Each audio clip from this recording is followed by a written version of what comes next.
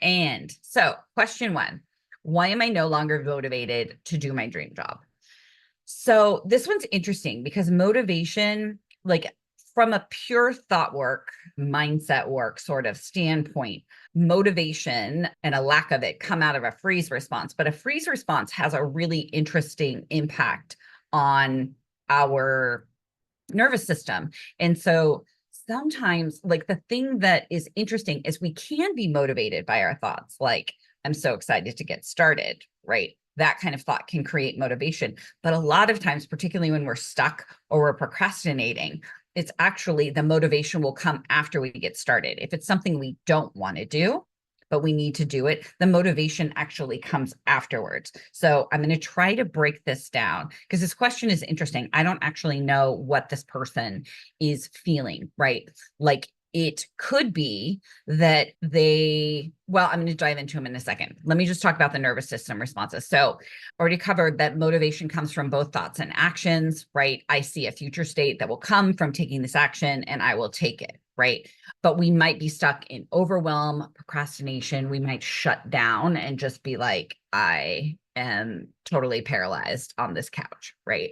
We can get out of a freeze response, what I was just alluding to, with a micro yes. This is like the tiniest possible thing. It feels so tiny that it almost feels not worth doing. That's your micro yes. That's the way where if you just do one thing where you're like, this entire living room is a disaster, I'm going to take this water glass into the kitchen.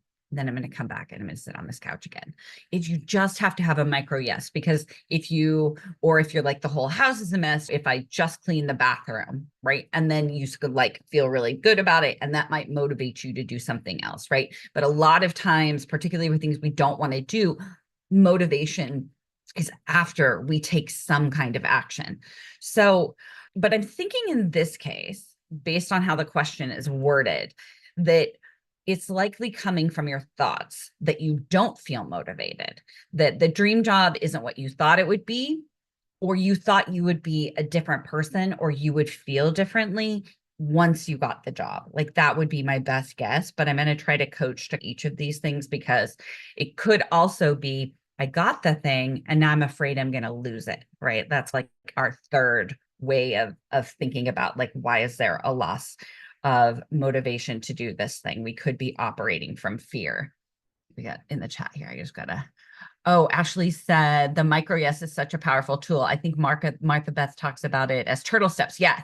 And BJ Fogg calls it tiny habits and like baby steps. Yeah, it's talked about a lot. I got micro yes from Britt Frank, who wrote a phenomenal book called The Science of Stuck that, like, I love because she's really relatable, but it's like a lot of scientific backing on like why we get stuck in a freeze response, why we get overwhelmed, why we procrastinate, a lot of trauma-informed things. She's a licensed therapist, so it's interesting.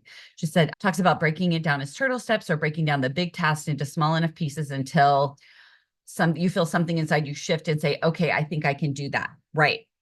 And then I think Britt Frank takes it just one step further, where she talks about, like, hers is a lot of like, if this is trauma induced, right, that you like, particularly depression or recovering from substance abuse or something like that, where it can feel really, really hard to just take. And so that tiny, just like the most simple possible thing where you're like, that's not even worth doing, right? Like, if the whole living room's a disaster and you're like, it's not even worth taking this glass in there. But if that's your mindset, then the next thing that, right, and then it'll just go out from there. All right, I'm getting a little off track. We have a lot of covered. Oh yeah, Ashley likes a book recommendation. I love this book, and she even created a workbook to go with it more recently. But I always say get the audiobook, but like, she reads it herself and she's really funny. I really, really love her. She used to be an absolute hot mess, and so I love how honest she is.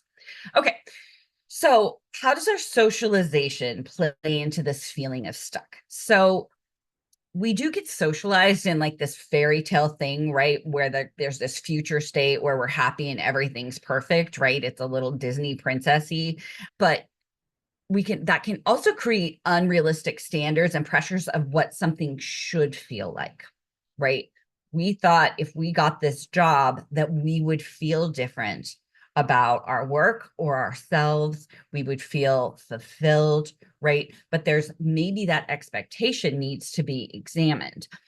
We also have a lot of internalized beliefs about our productivity and worth and achievement and how important that is, right? So it might not feel as prestigious as we thought it would. It might not give us that feeling of like, I've arrived that we thought we were going to get if we got this job, right?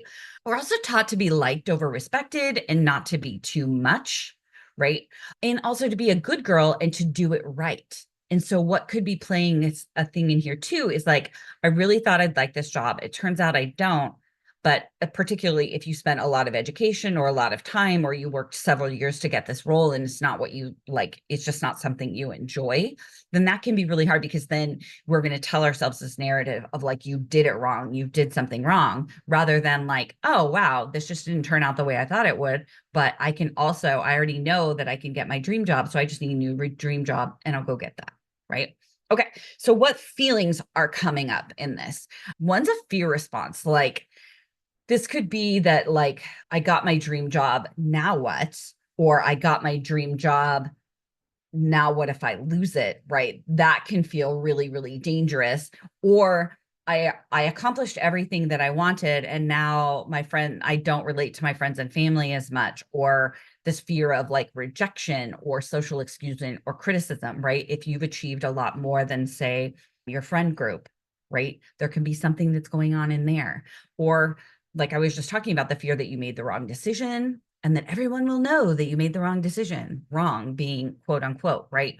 Or you could have fear that you don't have a backup plan, or overwhelm that you don't even know where you would start building the plan. Like, these are all very understandable things that would be driving this lack of motivation, right? Because you feel fear, that's going to put you in a freeze state, right? You're just going to stop. Overwhelm is an extreme freeze state. Okay, so, but here's what makes total sense, right? Of course, we feel unmotivated when we think thoughts like, it's too hard, or I'm not good enough, or I don't have time, or this isn't what I thought it would be, right? Of course, we feel disappointed and afraid when we've worked really hard and it's not what we expected, right? Like, you feel like there's a concept called escalation of commitment, where we'll just keep investing in, even though we know, it's like we only look at like the sunk costs, the past expenses, and we keep investing in a thing that we know isn't going to work, right? Like, I have a client now who realized fairly quickly that she didn't want to be a lawyer, and has moved into a more technical role at a tech company. And now she's got all of those same sort of fears of like, what's possible for me, am I measuring up, right? Because she's started over. But those are all they're just coming from her thoughts, and we're working to get her in a couple of weeks from like, I'm about to be fired, to I am completely qualified for this job. So, side note, I'm really, really digressing today. Okay. So, but of course, we shrink away from making a change if we feel like we have to do everything right, right? If there's a right way and a wrong way, and a good way and a bad way, then of course we're going to be afraid, especially if we've already made the wrong decision with this dream job, right? Okay. So what happens is we end up proving our thoughts true. It's too hard, and I'm not good enough, or I don't have time. Like, those are the kind of thoughts that create feelings that lead to actions where we prove that true. We make it too hard. We make it where we're not good enough, right? I've the thought, I'm not good enough, I feel defeated or insecure, I don't ask for help, I don't go seek external sources, I scroll social media and kind of like try to hide out from this feeling, right? Try to escape the feeling. Then what happens is I don't get better, right? So that's what I'm talking about, how we prove our thoughts true. And then we end up settling for a job we don't love to avoid being wrong or having made a mistake, right? So that could be something that's here. But it could just be, in this instance, just something as simple as like the things that we're telling ourselves that about our job that make us want to avoid it, that make us feel unmotivated. So here's the things we're going to try. And I'm going to give you, I'll post these now in the chat, and then we'll put them in the discussion on the live stream later, because I know Ashley's going to ask for these. Let me put those in there now. Okay. So a bunch of questions that so we want to create a safe foundation for motivation by recognizing that what's driving the lack of motivation right now, right? And that's going to be our nervous system. If it's coming from like a fear of losing the job, then you can practice thoughts like, I deserve to be seen, or my success is my own, to challenge and weaken this I'm not enough or I'm not doing it right, right? Like we want to just offer a counter narrative to that. And then the questions that I just posted, I would do this as a journal entry. So, what are my current thoughts about my job or career?